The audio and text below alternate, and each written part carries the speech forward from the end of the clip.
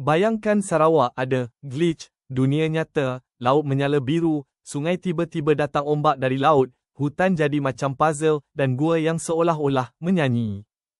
Di sini kami kongsikan 8 fenomena alam di Sarawak yang nampak macam CGI tapi 100% nyata. Nombor 8. Laut menyala Blue Tears.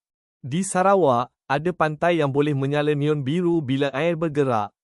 Ini berlaku sebab organisma mikroskopik yang bercahaya bila terganggu dan terus menghasilkan cahaya macam LED.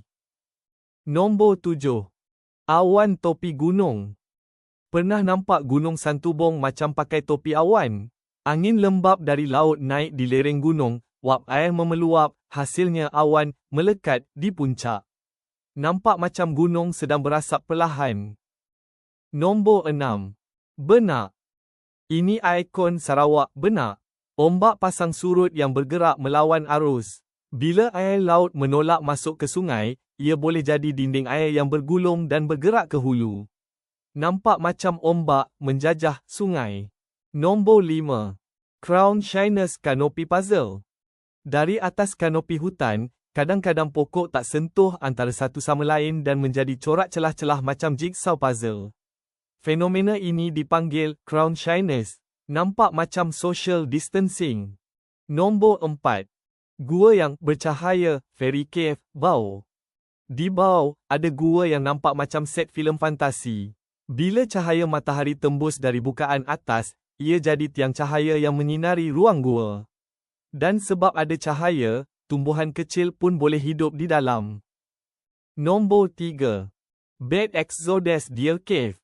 Setiap petang, berjuta kelawar keluar dari gua dan membentuk pusaran di langit. Nampak macam asap hitam bergerak, tapi sebenarnya, aliran kelawar yang terbang serentak mencari makan. Nombor 2. Mulu Pinnacles. Di Mulu juga ada pemandangan paling unreal.